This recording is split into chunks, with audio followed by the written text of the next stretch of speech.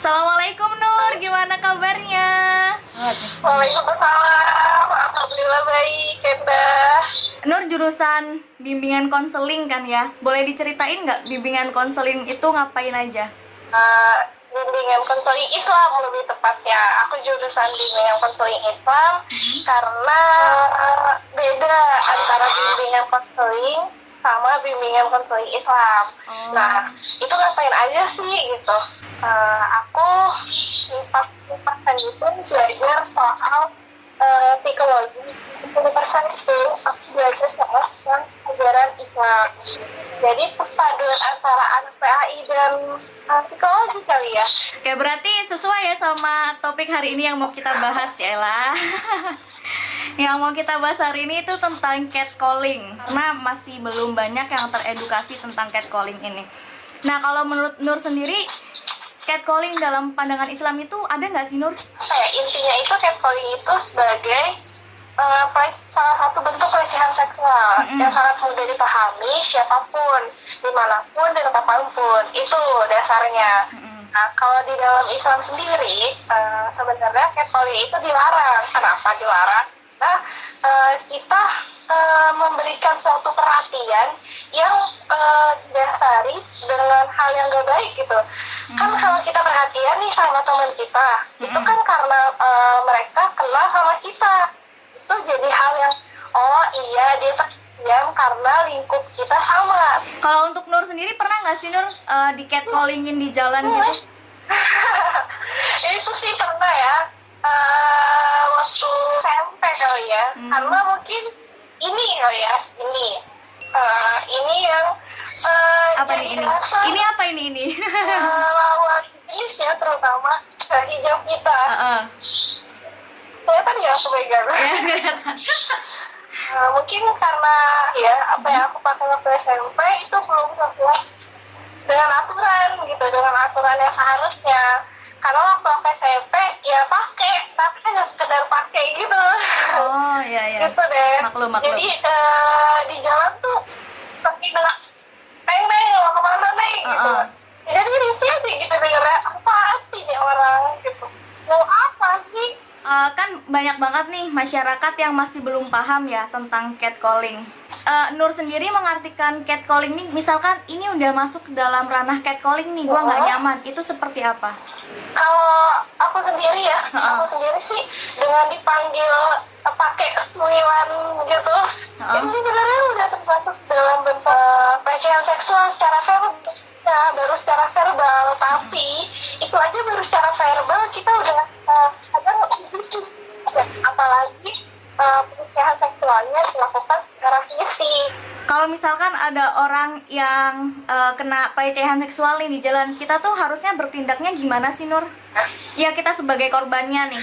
Kalau saran aku itu bisa tegas gitu, artinya kita harus ngasih benteng gitu, sebenarnya kita kan takut, kalau kita takut pelakunya akan senang gitu. Wah, ini takut, rasanya nggak berani gitu. Tapi kalau kita tunjukkan keberanian, apa ada apa ya? Kenapa begini gitu? Itu akan memicu perhatian kan di lingkungan. Ini orang ini kenapa? Ada apa?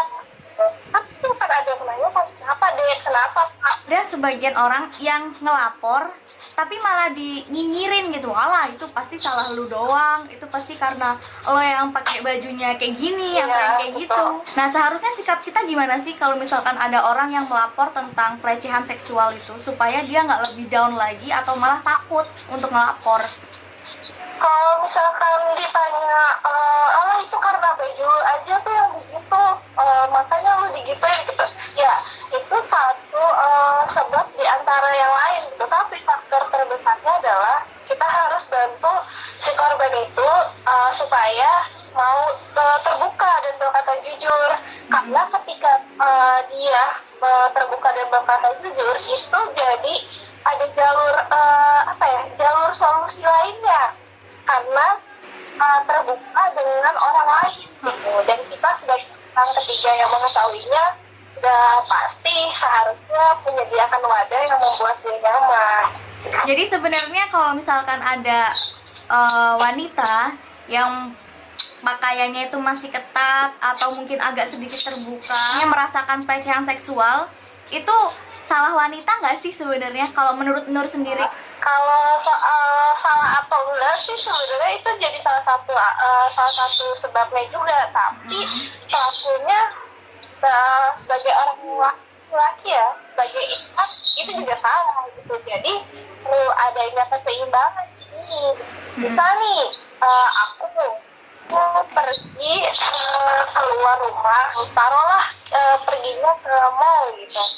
Terus aku pakai hijab karena komunikasi kita nggak terus menerus dengan satu jenis aja, pasti akan berbeda jenis. Misalnya kita akan sering berkomunikasi dengan lawan jenis, maksudnya melindungi diri ya salah satu dengan memakai pakaian yang sesuai dengan syariatnya. Nah, kalau misalkan ada perempuan beranggapan kayak gini, hatinya dulu kali ya dijatuh, atau kayaknya kelakuan gue, sikap gue tuh belum bener gitu. Kayaknya gue benerin dulu, kalau nunggu itu bener semua, itu kapan pakainya? Bisa jadi ya sekarang, besok udah dipanggil sama Allah, itu gimana? Iya. Makanya ini tuh bukan menurut orang yang baik, tapi ketika memakai ini ya akan ada proses dalam kebaikan yang harus dijalani oleh si pemakai. Proses loh ya, bukan hasilnya tiba-tiba pakai ini langsung jadi orang baik. Iya. Jadi sebenarnya pakaian ini yang udah diatur sedemikian rupa itu supaya melindungi wanita juga gitu ya Nur ya. Kan ada ya wanita yang udah pakai hijab gitu ya, ya katakanlah sudah hijab syar'i gitu, tapi masih aja digoda-goda gitu. Kayak misalkan sekarang ganti penggodaannya jadi assalamualaikum uhti mau kemana, yang tadinya neng jadi kayak gitu. Nah terus seharusnya kita nih muslimah itu harus gimana supaya meminimalisir adanya catcalling atau pelecehan seksual secara verbal. Nah, kalau boleh megang orangnya ya, rasanya pengen tampar gitu. Iya benar. Tapi gimana sih kita harus melakukan hal? Kita bagaimana ketika kayak gitu?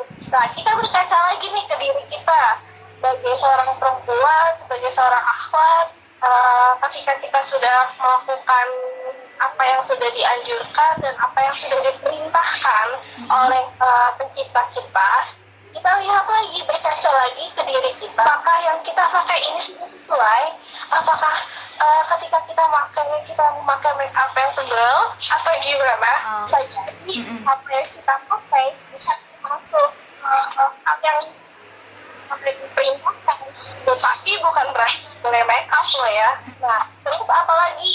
Mungkin warna pakaian kita tuh norak banget gitu, ngejreng banget, yang kalau di sinar matahari tuh langsung kelihatan banget. Jadi orang itu lihat langsung tertuju dengan orang.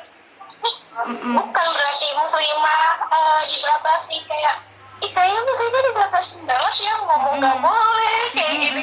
Tapi itu cara Allah buat melindungi seorang muslimah. Dan tinggal kita nih sebagai seorang muslimah mau nggak urus dengan perintahnya. Oke, kalau gitu Nur ada pesan-pesan yang mau disampaikan untuk para muslimah di luaran sana?